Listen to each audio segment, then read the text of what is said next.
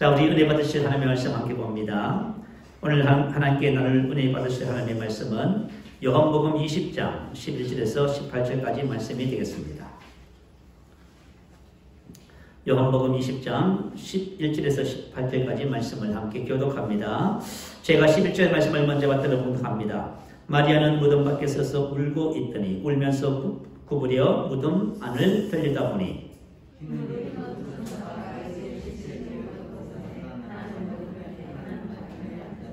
천사들이 이르되 여자여 어찌하여 우느냐 이르되 사람들이 내 주님을 웅겨다가 어디 두었는지 내가 알지 못함이니이다.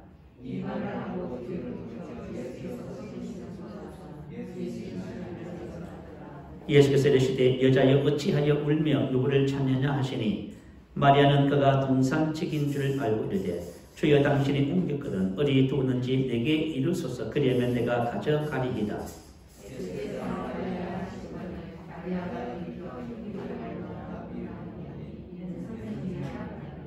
예수께서 이르시되 나를 붙들지 말라 내가 아직 아버지께로 올라가지 아니하였노라. 너는 내 형제들에게 가서 이르되 내가 내 아버지 곧 너희 아버지 내 하나님 곧 너희 하나님께로 올라간다 하라 하시니 막달라 마리아가 가서 제자들에게 내가 주를 보았다 하고 또 주께서 자기에게 이렇게 말씀하셨다 이르니라. 아멘. 할렐루야. 오늘은 바로 부활의 아침입니다. 오늘 본문은 부활의 아침에 일어난 한 사건을 기록하고 있지요. 자, 예수님께서는 부활하실 것을 말씀하시고 가르치셨습니다. 그런데 오늘 아침에 보니까요, 이 부활의 아침에 예수님의 시신이 안장된 무덤 밖에 서서 울고 있는 한 여인이 있지요. 이 여인의 이름은 마리아, 막달라인 마리아라고 합니다. 오늘 본문 11절에 보니까 나와 있어요. 마리아는 무덤 밖에 서서 울고 있더니 울면서 구부려 무덤 안을 들여다보니 이렇게 기록하고 있습니다. 자, 마리아가 왜 예수님의 시신이 안장되어 있는 무덤을 찾았을까요? 그것은 예수님의 시신에 향품을 바르기 위해서 찾았다고 기록합니다. 예수님께서는 20바 부당한 재판을 받으시고 금요일 오전 9시에 십자가에 매달리셨습니다. 그리고 오후 3시경에 다 이뤘다 하시고 영원히 떠나셨다고 성경은 기록합니다. 그리고 아래 사람 요셉이라는 사람이 빌라도에 가서 예수님의 시신을 달라 하고 안식일이 시작되기 직전인 오후 6시쯤에 예수님의 시신을 내려서 세마포에 싸고 자기가 판 그 돌 무덤 안에 예수님의 시신을 안장하고 입구를 돌로 막았다고 성경은 기록합니다. 그런데 이 모든 과정을 누가 보고 있었어요? 오늘 본문에 나와 있는 막달라 마리아와 요셉의 어머니 마리아가 다 지켜보고 있었다고 말을 합니다. 자, 그리고 16장 마가복음 16장 1절에 보니까요.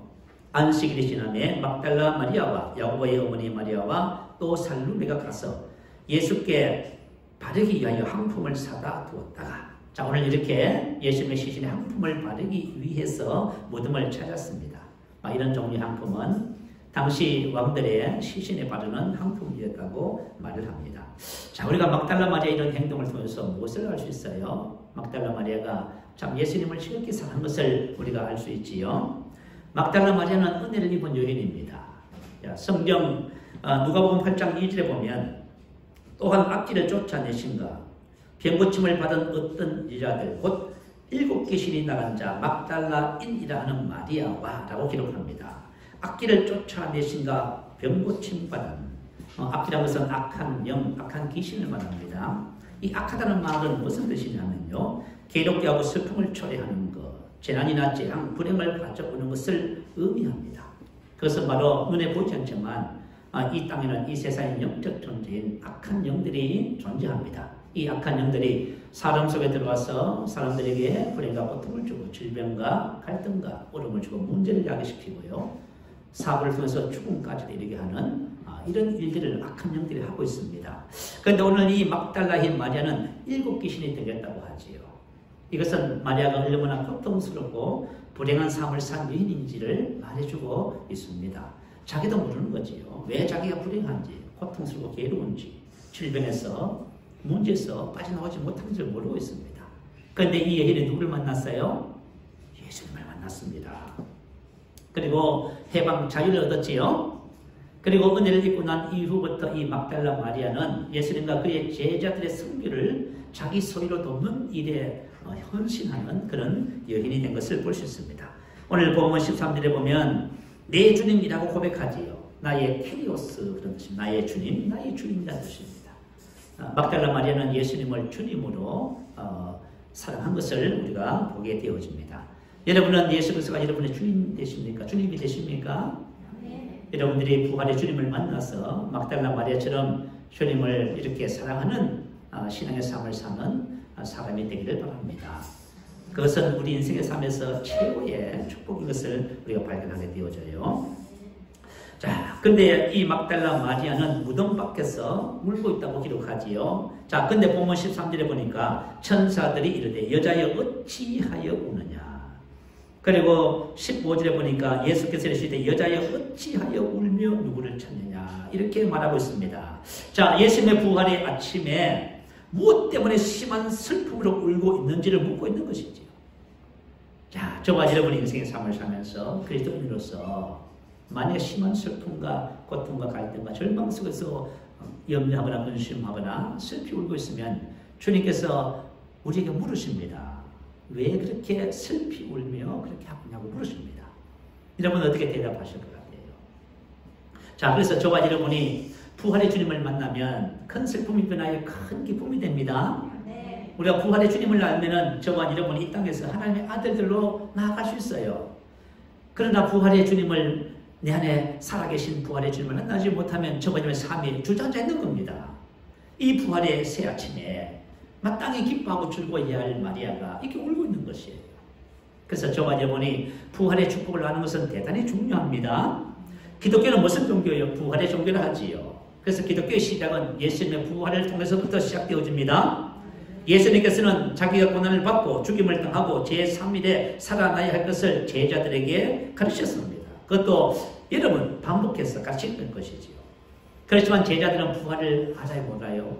부활을 알지 못했다고 합니다. 자, 요한복음 20장 9절 그 위에 한번 보세요. 그들은 성경에 그가 죽은 자 가운데서 다시 살아나야 하리라 하신 말씀을 아직 알지 못하더라. 그들은 예수님의 부활을 목격하고도 믿지 않았다고 말을 합니다. 뭐 왜 그랬을까요? 그것은 인간의 경험 속에는 역사 속에는 부활이라는 것이 존재하지 않습니다. 그때까지 한 번도 죽은 자 가운데서 누가 살아나서 영원히 죽지 않고 살았다. 본 적이 있습니까? 없습니다. 한 번도 본 적이 없지요. 또한 들은 적도 없습니다. 자, 그래서 제자들은 예수님께서 부활을 가르쳤지만 부활을 알지 못했습니다. 본문 14절 15절 보니까요. 마리아가 부활하신 예수님을 보고도 알아보지 못하고 그가 동산직인 줄 알았다고 말씀을 기록하고 있지요. 이것은 인간의 경험뿐만 아니라 인간의 의식 속에조차 부활이 존재하지 않는다는 것을 말하고 있어요. 지금은 뭐 우리가 부활을 쉽게 말하지만 그때 당시에는 그랬다고 말이에요. 사람의 의식 속에조차도 부활이라는 것이 존재하지 않습니다. 그냥 인간은 죽으면 이 세상에 살다가 때가 되면 죽는 것이 운명입니다. 하루살이와 메뚜기가 친구가 되어서 하루를 즐겁게 놀았답니다. 자, 그래서 이제 하루가 다 지나고요. 작별할 인사가 됐어요. 그래서 메뚜기가 이렇게 인사했습니다. 내일 다시 또 놀자. 그래서 하루살이가 뭐라고 했어요? 물었습니다. 내일이 뭔데? 물었습니다. 왜요? 내일이라는 것이 존재하지 않잖아요. 하루살이는. 저번에도 마찬가지. 만약 오늘 저와 있는 부활의 말씀을 듣고 부활하신 주님이 내 안에서 내가 주님과 함께 부활했다는 사실을 오늘 발견하잖아요. 그러면 저와 여러분 삶의 변화가 일어나기 시작합니다. 자, 오늘 본문 14절에 보면 자, 예수님 부활하신 예수님을 보았지만 예수이신 줄을 알지 못했다고 기록합니다. 근데 예수님께서 살아계실 때처럼 다정하게 마리아야라고 이름을 불렀습니다. 그러자 자기도 모르게 반응했지요. 랍비오니 선생님 이렇게 반응했습니다. 그러면서 부활하신 주님을 알아보게 된 것이지요. 저와 여러분이 진리를 알아가는 과정도 이와 비슷해요. 우리가 지금 만약에 여러분이 지식으로 진리를 안다고 한다면은 진리는 반드시 계시를 통해서 우리 안에서 불이 들어와야 됩니다.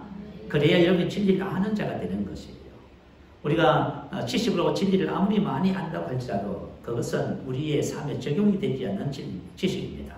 그러나 하나님의 말씀이 이렇게 깨달아졌을 적에 우리는 그 말씀을 삶에 적용할 수 있는 살아있는 진리가 되는 것이지요. 자, 부활의 첫 목격자, 부활의 첫 번째 증인이 됩니다. 자, 18절 말씀해 보지요. 막달라 마리아가 가서 제자들에게 내가 주를 보았다. 이렇게 부활하신 주님의 첫 번째 증인이 되어집니다. 자, 부활의 주님을 목격한 여인들은 마태복음 28장 8절에 이렇게 기록했어요. 그 여자들이 무서움과 놀람, 경악, 존경, 경애, 큰 기쁨으로 빨리 무덤을 떠나 제자들에게 알리려고 다름질할세. 걱정과 큰 슬픔으로 무덤을 찾은 여인들이 부활의 소식을 듣고 어떻게 됐어요? 여인들이 변화가 일어났습니다. 큰 기쁨이 됐습니다. 자, 2021년 부활절을 맞이해서 저와 여러분이 부활의 주님을 만났잖아요. 그러면 여러분, 저와 여러분 인생의 삶에 큰 문제와 슬픔이 변하여 큰 기쁨과 감정이 됩니다. 그리고 저와 여러분이 하나님의 아들의 삶으로 나아갈 수 있어요. 자, 우리 오늘 부활의 축복을 함께 나누겠습니다. 자, 부활의 축복입니다. 자, 그렇다면 예수님의 부활은 무엇을 위한 부활인지를 먼저 살펴봅니다. 지난 시간에는 우리가 성령의 은혜를 살펴봤지요. 예수님께서 여자에게 나시고 또 율법 아래 나셨습니다. 그분은 가난하셨고 고난을 당하셨고요. 그리고 십자가에서 죽으시면서 무덤에 장사되시고 그분은 지옥까지 내려가셨다고 성경 기록하시면서 이 모든 일이 누구를 위한 일이었다고요? 저와 여러분의 성령을 위한 일이었다고 말씀을 나누었지요. 자, 그렇다면 오늘 예수님께서 죽은 자 가운데서 부활하신 것이 무엇을 위함인지 먼저 살펴보겠습니다. 자, 오늘 본문 17절입니다. 우리 같이 한번 읽어볼까요? 시작. 예수께서 이르시되 나를 붙들지 말라. 내가 아직 아버지께로 올라가지 아니하였노라. 너는 내 형제들에게 가서 이르되 내가 내 아버지 곧 너희 아버지 내 하나님 곧 너희 하나님께로 올라가는가 하라 하시니.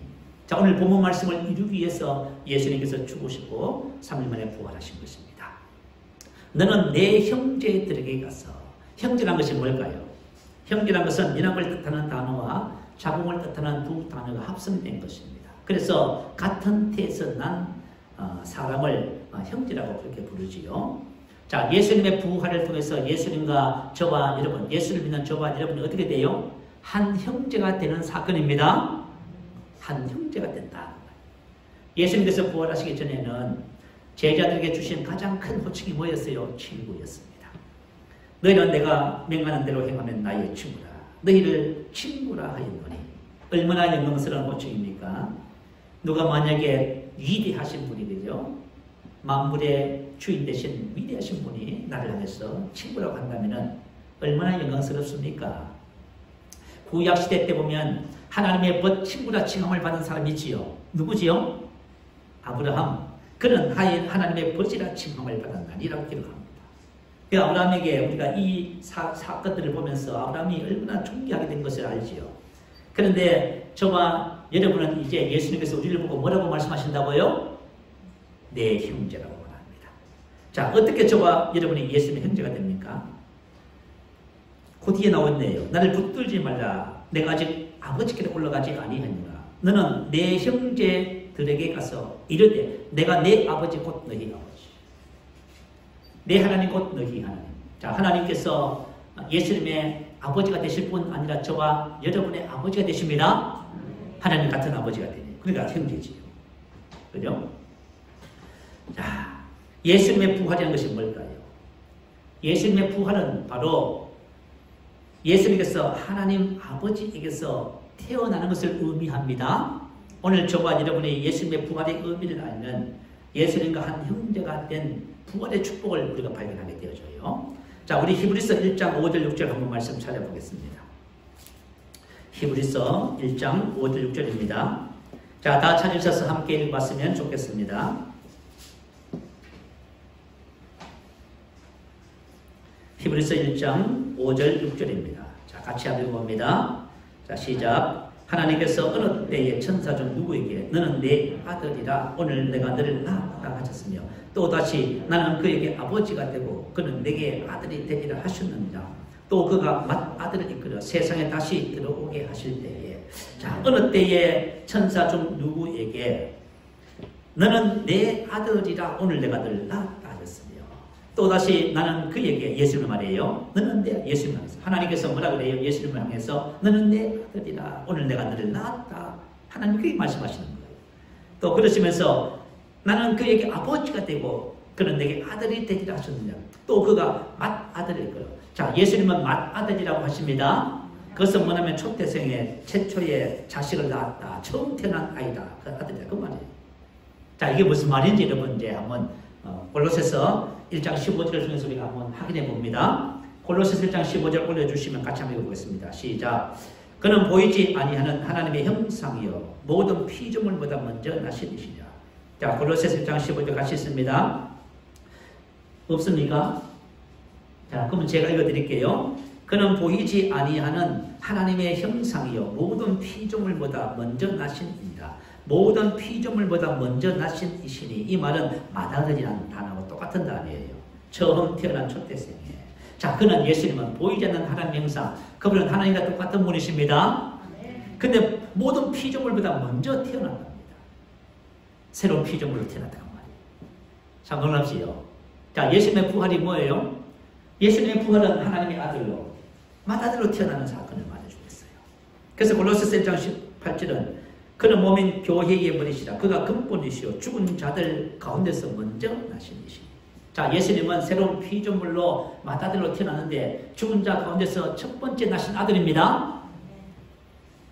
저와 여러분이 예수님의 부활의 의미를 지금 살펴보고 있는 거예요. 자, 예수님께서 왜 죽은 자 가운데 부활하신다는 것이에요. 예수님의 부활은 예수님 그분이 하나님의 아들로, 그럴 필요가 없으시잖아요. 원래 그분은 하나님의 아들이시며 하나님과 동등하신 분이지요. 그럼에도 불구하고 그분이 뭐로 태어나세요?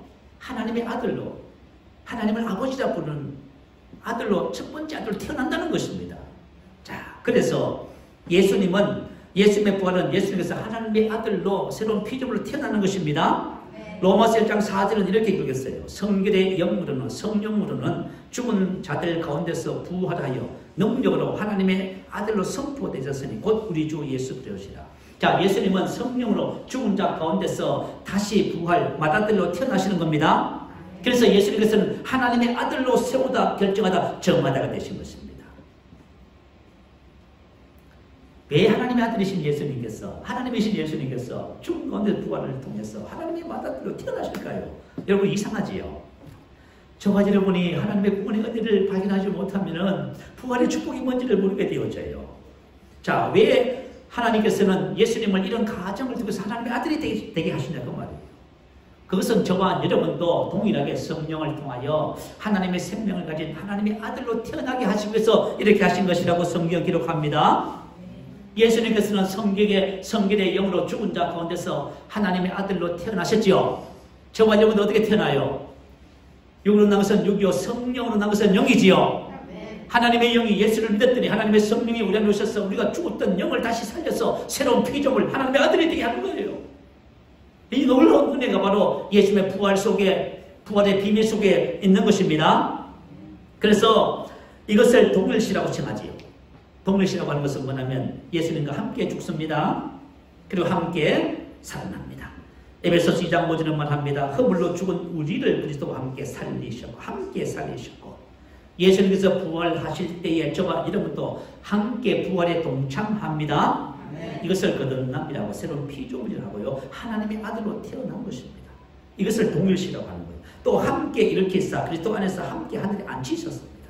함께 어떻게 하셨다? 함께 죽고 함께 살리시고 함께 일으키사 함께 하늘에 앉히셨다. 이 말은 전부 다 복합동사입니다. 그것은 무슨 말이냐면 우리의 구원은 그리스도와의 연합에 있다 그 말이에요. 저와 여러분이 우리의 구원을 알기 위해서는 그리스도와의 동일시를 묵상하셔야 됩니다. 저와 여러분은 예수님과 함께 죽었습니다. 여러분 다 죽었어요. 과거가 끝나버렸어요.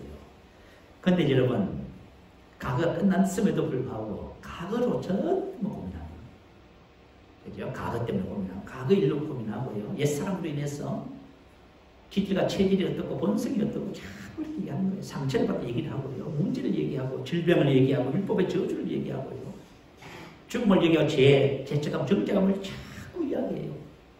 예수와 함께 자기가 죽은 것을 모르고 있어서 그래요. 저와 여러분은 새로운 피조물로 부활해서 새로운 삶이 시작된 것입니다. 예수님의 부활은 저와 여러분, 죄와 허물로 죽었던 영을 다시 살리셔서 하나님의 아들로 시작하게 하는 것입니다. 여러분, 이것을 우리가 깨달아야만이 부활의 축복을 알게 되어집니다. 예수님께서 십자가에서 죽으시고 다시 살아나신 이 부활의 전 과정을 통해서 오늘 함께 읽었던 17절 말씀을 이루신 것입니다. 너는 내 형제들에게 가서 이르되 내가 내 아버지 곧 너희 아버지 내 하나님 곧 너희 하나님께로 올라간다. 이게 바로 부활 속에 포함되어 있는 하나님의 놀라운 구원의 비밀입니다. 그래서 저와 여러분이 예수님과 함께 뭐 했어요? 부활했습니다. 여러분 예수님과 함께 부활의 자녀들이에요. 전부 다. 저와 여러분이 예수님과 함께 부활했습니다. 우리는 이렇게 생각해요. 옛날에는 몰랐어요. 우리가 이제 앞으로 이제 부활할 것인데 이렇게 배웠어요. 그러나 그렇지 않아요.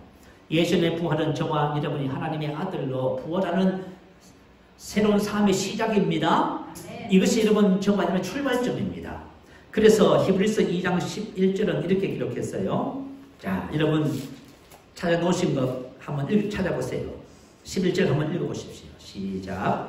거룩하게 하시는 이와 거룩하게 함을 입은 자들이 다 한 근원에서 난지라. 그러므로 형제라 부르시기를 부끄러워하지 아니하시고. 자, 거룩하게 하시는 분은 바로 예수님이시지요. 저와 여러분은 거룩하게 함을 입었습니다. 다 어디서 났어요? 한 근원 하나님께로부터 났습니다. 예수님은 부활을 통해서 하나님께로부터 났고 저와 여러분은 예수님의 부활과 동일시됨으로 저와 여러분도 성령으로 하나님께로부터 났습니다. 그래서 뭐예요? 형제지요. 그래서 예수님이 지금 뭐라 하세요? 너는 가서 내 형제들에게 내 아버지 너희 아버지 내 하나님 너희 하나님께로 간다 하라 이렇게 말씀하신 거예요. 예수님의 부활은 저와 여러분을 하나님의 생명을 가진 아들로 태어나게 하신 겁니다. 부활의 시작이 바로 저와 여러분의 삶의 새로운 시작입니다. 예수님은 저와 여러분을 부끄러워하실까요? 안 하실까요? 안 하세요. 우리는 이렇게 생각해요. 난 부끄러웠어 정말. 내가 이렇게 살아가는 삶의 모습이 너무 부끄러웠어. 하나님께서 나를 받아주실까? 사랑하실까? 여러분 생각 잘 하셨어요. 자, 예수님은 저와 여러분을 당신의 형제라 부르시기를 부끄러워하지 않습니다. 저와 주님의 형제입니다. 참 놀라운 은혜지요. 자, 그래서 부활의 축복이 무엇인지 구체적으로 두 가지만 살펴보겠습니다. 자, 부활의 축복은 요한복음 20장 19절에서 22절에 나와 있어요. 안식구 첫날 그날 새벽에 부활하신 저녁에 제자들은 유대인들을 들어가여 다락방에 모여서 문들을 잠갔습니다. 그런데 그것에 예수님께서 부활하신 예수님이 찾아오셔서 손과 발을 보이시고 편안할지어다 이렇게 샬롬을 복을 빌어주면서 무슨 말씀을 하세요? 22절 이 말씀을 하시고 그들을 향하사 숨을 내쉬며 이르시되 무엇을 받으라? 성령을 받으라. 이런 부활의 축복이 뭘까요? 우리 믿는 자에 성령님이 오시는 거예요. 성령님이 누구세요? 예수님이시고 하나님이시지요. 캐나다에 있는 어떤 집사님 한 분이 이 새로운 피조물의 계시 양육을 받으면서 하나님께서 자기의 심령 안에 들어가서 하나님을 사는 새로운 피조물이 됐다는 말을 듣고 기절을 한 번 했대요. 그런 말을 한 번도 들어본 적이 없거든요. 그래서 두 분이 양육을 받았는데 보니까 한 분이 그 말을 듣더니 기절하려고 하는 거예요. 왜요? 너무 엄청났어. 전능하신 하나님께서 어디 오셨어요? 실감이 나세요? 여러분이 만약에 우리가 만약에 이 말씀을 부활의 축복의 말씀을 듣고 우리 가슴에 뛰지 않는다면 이거 좀 우리 같이 오늘 기도 열심히 하십시다. 우리 좀 기도 좀 하자고요. 전능하신 하나님이 우리 안에 오셔서 나를 대신하여 사시겠다고 오신 거예요. 지금 숨을 내쉬며 이르시되 성령을 받아라. 할렐루야. 네. 성령님께서 저와 여러분 안에 들어오시는 것이 부활의 축복인 거예요. 여러분 부활하신 예수님께서 우리 안에 들어오셔서 무슨 일을 하고 계실까요? 우리 죽었던 영을 거듭나게 하심으로 새로운 피조물이 되게 하셨습니다. 육으로 남은 것은 육이요 영으로 남은 것은 영입니다. 성령께서 들어오시자마자 죄와 허물로 죽었던 우리의 영이 어떻게 되세요? 하나님의 생명과 본성과 능력으로 다시 살아났습니다. 그래서 요한복음 5장 17절 18절은 이렇게 얘기합니다. 그런즉 누구든지 그리스도 안에 있으면 새로운 피조물이라. 이전 것은 지나갔으니 보라 새 것이 되었도다. 모든 것이 하나님께로부터 났으며 저와 여러분이 하나님께로부터 태어났기 때문에 새로운 피조물이 되었습니다. 이전 것은 지나갔으니 보라 새 것이 되었도다. 약 6년 전이었나요? 이 복음을 접하면서요, 제가 본도서 5장 17절 말씀을 아침 저녁으로 묵상했습니다. 말씀을 펴놓고 묵상하는데 원인을 알 수 없는 눈물이 계속 한 달 반 동안 아침 저녁으로 줄줄 흘렀더라고요. 왜 눈물을 흘리는지 저는 몰랐어요. 그런데 한 달 반 후에 어느 날 제 마음에 주께서 이렇게 말씀하셨어요. 너는 이제 옛것에서 새것으로 옮겨졌느니라 그러셨어요. 그래서 제가 알았습니다. 내가 어떤 존재인지를 알았다 그 말이에요. 옛것에서 새것으로 옮겨졌습니다. 그래서 제가 어떤 존재인지를 알았단 말입니다. 나는 이 진리를 그때 처음 알았어요. 그래서 내가 이전 것이 지나갔다는 것을 알았어요. 이전 것이 지나갔다는 것은 무슨 뜻이에요? 지나가다, 사라지다, 끝났다, 죽었다고 말이에요. 나의 이전의 모든 것은 전부 다 죽어서 제거됐습니다. 그때부터 이전 것을 전부 다 분양하기 시작했어요. 원망불평자정, 낙심자절, 질병, 연약함, 실패, 두려움 전부 내 것이 아닙니다. 이거 전부 이 지나간 것들이에요. 새 것이 뭐예요? 그리스도 예수 안에 있는 저와 여러분이 바로 새 것입니다. 그리스도 예수 안에 있는 새 것을 발견하기 시작했어요.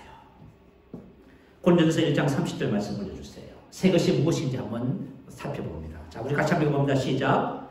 너희는 하나님께로부터 나서 그리스도 예수 안에 있고 예수는 하나님으로부터 나와서 우리에게 지혜와 의로움과 거룩함과 구원함이 되셨으니 너희는 저와 여러분은 하나님께로부터 났습니다. 하나님께로부터 나서 그리스도 예수님 안에 있고 예수님도 하나님께로부터 났습니다. 그래서 같은 그죠? 한 근원에서 났기 때문에 우리가 형제가 된 겁니다. 내가 형제가 되는데 새 것이 나는 뭐냐면 그리스도 안에 있는 납니다. 그래서 저와 여러분은 하나님께로부터 나서 그리스도 예수 안에 있고 예수님도 하나님께로부터 나와서 우리에게 뭐가 됐었죠? 지혜와 의로움과 거룩함과 후속한 구원함이 되셨어요. 야, 여러분, 그래서 저와 여러분은 하나님께로부터 정말 다시 태어난 존재입니다. 그래서 저와 여러분은 영이고 그리스도가 완전히 하나가 되었습니다. 그래서 그리스도 예수 안에 있다는 것은 말하면 그리스도가 완전히 하나다 그 말이에요. 그럼 그리스도에게 속하면 모든 것이 내 것이 됐다 그 말이에요. 자, 예수님의 부활을 통해서 하나님께서는 이 땅에 예수님과 똑같은 아들들을 우리 용인에 사네요. 용인에 두셨어요. 예수님과 똑같은 아들을 두셨어요. 동백동에 사시는 분은 동백동에 두셨어요. 상하동에 사시는 분은 상하동에, 신갈동에 사시는 분은요, 신갈동에 두셨어요. 수원에 사시는 우리 형제님은 수원에 두셨어요. 누구라고요? 하나님의 아들을 두셨어. 하나님의 아들을 두신 거예요. 왜 하나님의 아들을 두셨어? 하나님의 아들로 살아라. 여러분, 우리가 부활의 축복을 발견하지 못하면 여전히 저와 여러분은 영광스러운 하나님의 아들의 삶을 살아내지는 못해요. 그래서 요한일서 4장 17절은 기록해요. 주께서 그러하신과 같이 우리도 이 세상에서 그러하니라. 자, 지금 주님께서 그러하신과 똑같이 저와 여러분도 이 세상에서 어떠하다고요? 주님과 똑같아요. 주님과 똑같아요. 그러니까 새롭게 된 나를 아는 것이 저와 여러분 영적 삶, 이 세상을 망같은 제사장으로 다스리며 살아가는 비결입니다. 이건 놀라운 축복이에요. 고린도전서 1장 30절 다시 설명할게요. 그리스도의 지혜가 바로 저와 여러분의 지혜지요. 그러므로 저와 여러분의 지혜는 솔로몬의 지혜를 능가합니다. 우리는 구약시대 때 솔로몬 지혜의 원양을 알아요. 하나님께서 그에게 꿈에서 나타났었을 적에 하나님께서 말씀하십니다. 내게 구하라. 무엇을 빌고 지혜를 구했습니다. 왜 솔로몬이 하나님께 지혜를 구했다고 하지요? 전도서 10장 10절은 기록합니다. 철연장이 무디어졌는데도 나를 갈지 아니하면 힘이 더 드느니라. 오직 지혜는 성공하기에 유익하니. 지혜는 성공과 번영에 뛰어나다 그 말입니다. 왜 우리 인생의 삶에 지혜가 필요할까요? 저와 여러분이 어떤 일을 하든지 그것을 성공하고 번영시키기에는 탁월한 것이 바로 지혜입니다. 그래서 저와 여러분은 솔로몬을 능가하는 지혜자입니다. 왜요? 이미 지혜자가 된 겁니다. 지혜를 달라는 개념이 아니에요. 자, 그리스도 예수 안에서 그리스도가 나와 하나가 되어서 그분의 지혜가 바로 나의 지혜가 됐습니다. 그래서 저와 여러분은 성공할 수밖에 없습니다. 저와 여러분의 사전에는 실패가 존재하지 않습니다. 부족합니다. 지혜가 부족합니다. 난 실패했습니다. 성공하지 못한 거 없어요. 우리는 성공할 수밖에 없고, 저와 여러분은 이 세상에 어떤 문제와 일을 만나도 우리는 그것을 성공시켜서 번영을 만들어가는 사람들입니다. 그래서 저와 여러분이 말하셔야 돼요. 나는 지혜자며 나는 인생을 성공시키며 이 일을 성공으로 세워서 하나님께 영광을 돌립니다. 그렇게 말을 해야 됩니다. 우리가 만약에 하나님의 지혜로 살 때 어떤 일이 벌어질까요? 세상은 그 사람을 당할 수가 없어요. 사도행전 6장 10절에 말하죠. 스데반 지사님이에요. 지혜와 성령으로 말함을 그들이 능히 당하지 못하며. 자, 스데반이 지혜와 성령으로 말했다는 것은 뭐냐면 그가 지혜자라는 사실을 알고 지혜를 풀어내는 삶을 살았다 그 말이에요. 그래서 여러분들이 지혜자라고 말하세요. 그래서 예수 안에서 나는 새로운 피조물이며 하나님 앞에 나는 지혜자입니다. 그래서 이 지혜가 나의 지혜입니다. 나는 이 일을 탁월하게 성공시킬 수밖에 없습니다. 여러분이 무슨 일을 하든지 교사 일을 하고 주부로서 자녀를 양육하고 사업을 하고 무슨 일을 하든지 저와 여러분은 성공자일 수밖에 없습니다. 그래서 저와 이것을 알고 여러분이 살아가셔야 돼요. 두 번째는 그리스도의 의가 바로 우리의 의입니다. 이 의는 인간의 수준의 의를 능가하는 것이에요. 하나님의 수준의 의를 말하지요. 하나님은 저와 여러분을 볼 때 항상 뭐라고 말하세요? 의롭다고 말하십니다. 이것은 저와 여러분의 행위와 우리 양심의 소리와 세상의 판단의 영향을 받지 않습니다. 그래서 저와 여러분이 그리스도 예수 안에서 하나님의 의라고 고백하셔야 됩니다. 자, 왜 하나님께서는 저와 여러분이 마음을 새롭게 함으로 변화를 받으라고 말씀하시고 믿는 도리 고백을 굳게 잡으라고 말씀하실까요? 그것은 우리 사람의 삶의 수준은 그 사람의 사고방식과 의식, 말의 수준만큼입니다. 자, 내가 이제 눈을 뜨고요. 여러분이 눈을 뜨면서 그죠? 하는 행동과 말은 사람마다 다 달라요. 그러면 그 행동과 삶은 어디서 나왔을까요? 궁금하지요? 성공하는 사람은 항상 성공한대요. 실패하는 사람은 항상 실패한답니다. 그 왜 그럴까요? 그죠? 행복한 사람은 항상 행복해요. 불행한 사람은요, 항상 불행해요. 아픈 사람은요, 항상 아파요. 건강한 사람은 항상 건강하고. 그 왜 그럴까요, 여러분? 그것은 나의 삶의 모든 삶의 상황과 이 모든 것은 나의 잠재의식이 반려가 95%예요. 내 속에 형성되어 있는 잠재의식이 나를 그렇게 행동하게 만들고 말하게 만들고 살아가게 만드는 거예요. 그리고 의식은 5%밖에 안 돼요. 여러분들이 하나님의 말씀을 의식으로 5% 정도 알고 있으면 여러분의 삶은 잠재의식에서 옛날하고 똑같이 살아가요.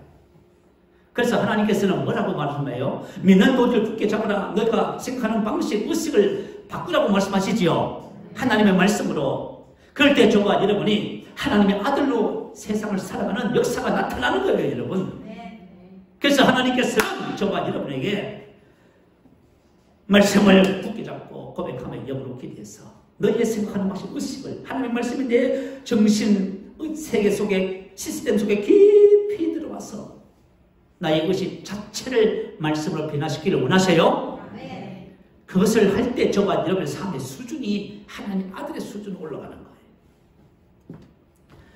세 번째는 그리스도의 거룩함이, 그리스도의 구원함이 저와 여러분의 것이 되었습니다. 이 되었다는 것은 과거 시제 수준이에요. 다시 말하면 100% 은혜로 되었다 그 말입니다. 되었다는 것은 기록마히 생겨나다, 되다, 만들어지다, 존재하게 되다. 구원함이라는 것은 구속을 말해요. 속량, 몸값, 속전을 받고 자유롭게 함. 자, 다시 말하면 이런 거예요. 자, 구속, 구원은 누구 것이에요? 내 것이네요. 여러분, 구원이 내 것인데 뭘 구원해달라고 그죠? 기도하고 뭘 그래요? 치유는 내 것입니다. 부유는 내 것이에요. 그죠? 자, 저와 여러분의 신앙생활에서 새로운 피조물이 되어서 그리스도와 하나가 된 모든 것이 내 것이라 했을 적에 이걸 이해를 잘 못해요. 저와 여러분이 고백을 해서 내 것이 되는 것이 아닙니다. 이미 내 것이에요. 자, 여러분 구속이 내 것입니다. 저와 여러분 율법과 율법의 모든 저주에서 구원받았습니다. 그 구원이 뭐예요? 내 것이에요. 건강이 내 것이고요. 질병과 저주와 가난과 실패가 나의 삶에 어둠이 찾아올 수가 없어요.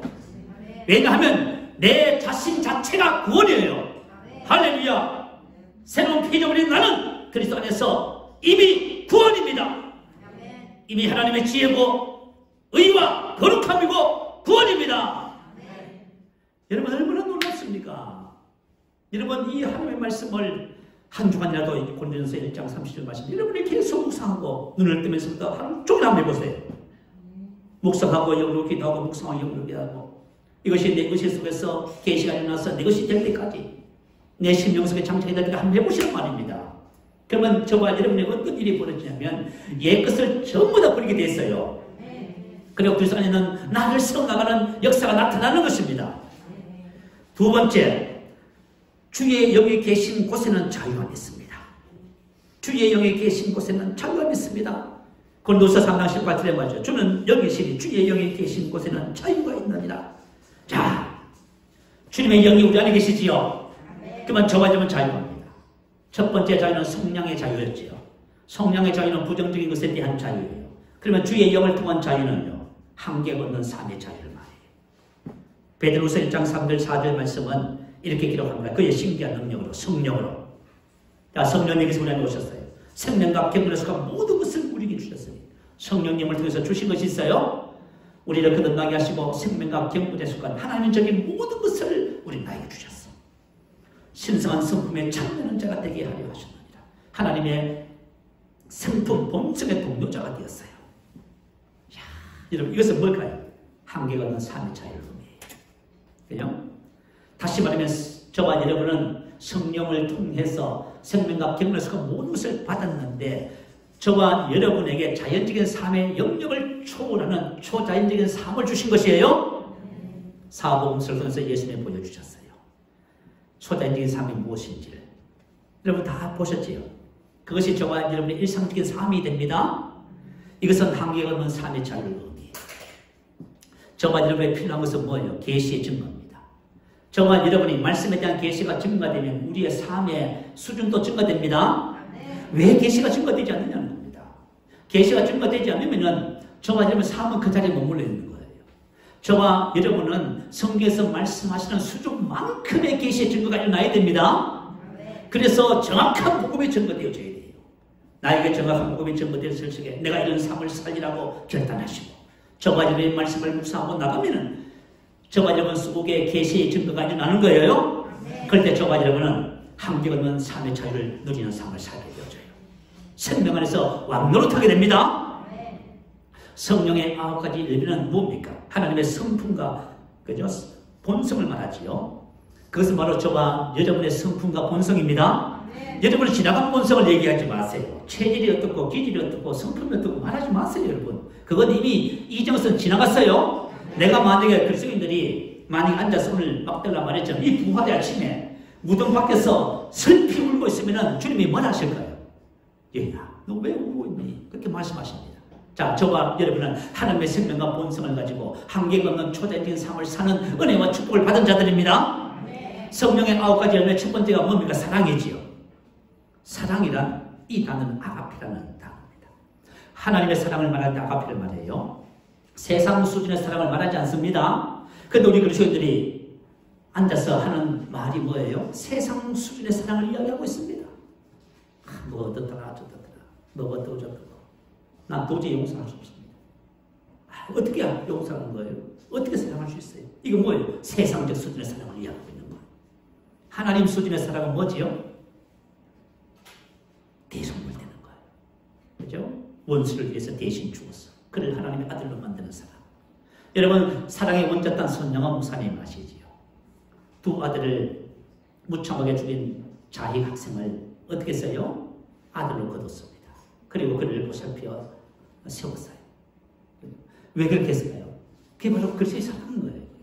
저와 여러분이 이제부터 가정에서 삶에서 말을 할 적에 인간 수준의 사랑을 이야기하시면 안 됩니다. 하나님의 수준의 사랑을 이야기하셔야 돼요. 그리고 악을 악으로 욕을 욕으로 하지 말고 복을 비는 자가 되어야 됩니다. 그러니까 저와 지금 수준을 좀 높이셔야 돼요. 그래서 예수님께서 내가 누군지를 알고 우리의 삶의 수준을 높이셔야 됩니다. 그것은 우리가 입의 말로 우리의 생각하는 방식을 통해서 높일 수 있는 거예요. 힘쓰고 애쓰는 사람은 자유가 아니지요. 내가 만약에 용서를 하려고 하는데 도저히 용서가 안 되는 거.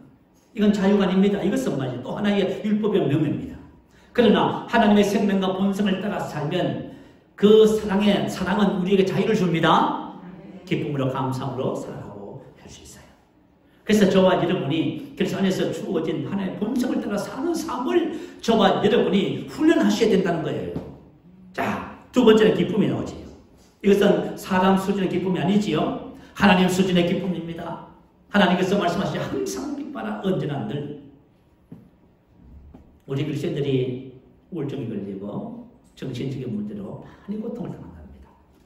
사실은 저와 여러분 그럴 필요가 전혀 없습니다. 우리는 이미 인간적 수준의 그죠?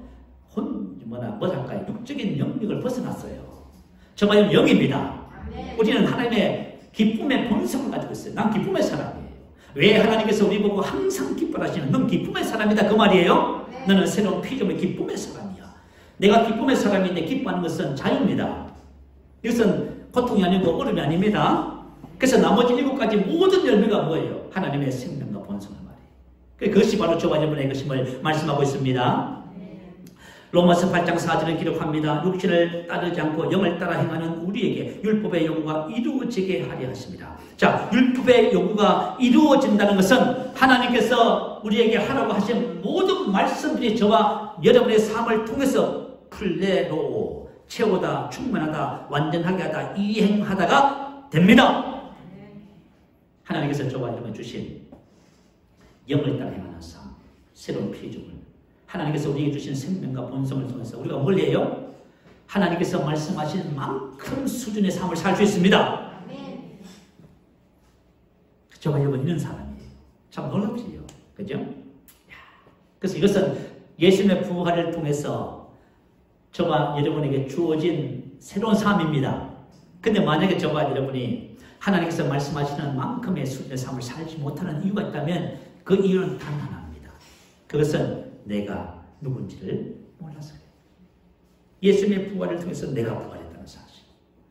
예수님의 부활을 통해서 하나님의 영이 내 안에 들어오셔서 생명과 경험과 모든 것을 주신 내가 하나님의 성품에 참여한 동료자가 됐다는 것을 모르면 못하는 것입니다. 그래서 로마서 8장 9절은 이렇게 가르쳐줘요. 만일 너희 속에 하나님의 영이 가시면 너희가 육신에 있지 아니하고 영에 있나니. 자, 저와 여러분 하나님의 성령이 들어오셨으므로 이제부터는 육신은 영이 된 것입니다. 그래서 영으로 그죠? 살아가는 삶을 전혀 배우는 것이 하나님의 아들의 삶을 배우는 과정이에요. 사랑하는 성도 여러분, 저도 이렇게 부활의 아침을 맞이하면서요, 저도 말씀을 이렇게 주면서 많이 묵상했어요. 오늘은 1장 30도 묵상하고요, 내가 정말 베드로서 1장 3절 4절 말씀도 묵상하고, 제가 특히 묵상하면서 받은 은혜가 뭐냐면, 저와 여러분 실제적으로 이미 나 자신이 구원입니다. 생각해 보세요. 우리가 만약에 슬피 울고 있으면, 문제 때문에 슬피 울고 있으면 주님이 그러시죠. 너 왜 슬피 우니라고 물으시겠지요. 왜냐하면 이미 그리스도 안에서 내가 구원인 것을 모르고 있어서 그렇잖아요. 그래서 저와 여러분에게는 이미 질병에서 전부 구원받았습니다. 죄에서, 질병에서, 저주에서, 가난에서 다 구원받았어요, 여러분. 그 내가 구원인 것을 알고, 그죠? 구원인 것을 알고 살아갈 때 환경과 삶의 구원의 역사가 실질적으로 나타나는 거예요. 그러니까 우리가 만약에 그것을 모르면은요, 그게 못 살잖아요. 그래서 사도 요한이 요한복음과 요한 1서를 기록하면서 끝에 이렇게 말했어요. 내가 이것을 너희에게 기록하면 너희 안에 너희에게 영생이 있음을 알게 하려 하십니다. 자, 저와 여러분은 이미 하나님의 생명과 본성과 능력을 가진 자입니다. 이것을 아는 것이 하나님의 아들들로 살아가는, 부활의 생명으로 살아가는 핵심 사항이에요, 여러분. 그래서 우리가 알기 위해서 뭘 해요? 여러분 알기 위해서 오늘도 말씀을 듣고 계시잖아요. 여러분 말씀을 듣고 여러분 심령 속에서 계시를 통해서 더 깊이 알기를 원하시면 말씀을 자꾸 들으세요. 그리고 묵상하시고 기도하시고 이 계시가 내 심령에서 밝히 알아져서 이것이 삶에 적용이 되어서 나타날 때까지 하셔야 돼요. 중간에서 포기하지 마시고. 하나님의 말씀은 진리이기 때문에 반드시 됩니다. 그래서 저와 여러분의 삶이 그리스도의 부활 안에서 주어지는 부활의 삶이 무엇인지를 세상 사람들에게 이제는 어떻게 나타내 보여주는 것입니다. 그리스도의 부활은 말만 부활이 아니라 나의 삶에서 나타나는 열매가 바로 부활의 열매로서 나타나는 것이에요. 자, 저번에 정확하게 누군지 아시겠지요? 예수님과 한 형제가 되었습니다. 예수님의 아버지 하나님은 저와 여러분의 아버지 하나님입니다. 하나님은 저와 여러분을 예수님의 부활을 통해서 이 땅에 예수님과 똑같은 아들들을 두셨어요. 그것에서 뭘 하라고요? 예수님이 사셨던 그 삶을 살라고요. 얼마나 놀라워요. 이게 바로 부활이 주는 그죠? 놀라운 축복입니다. 자, 이것을 우리가 마음에 묵상하면서 함께 기도하기를 원해요. 자, 여러분 묵상하세요. 여러분, 예수님의 부활은 우리가 죽어서 우리도 부활할 것이다, 그런 개념이 아닙니다. 예수님의 부활은 우리 안에 성령을 통해서 우리 안에 죽었던 영을 부활시키는 새로운 생명의 역사입니다.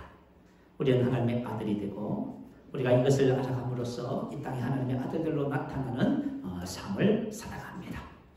저와 여러분이 정말 하나님의 아들로서 살기를 갈망하시기 바라요. 그래서 여러분 말씀과 일치되는 삶을 살기 위해서요, 여러분의 말씀을 묵상하시고 기도하시기를 바라요. 한 주간 동안 부활의 말씀을 여러분이 묵상하고 고백하면서 여러분의 삶에 놀라운 간증이 나타나게 될 줄 믿습니다.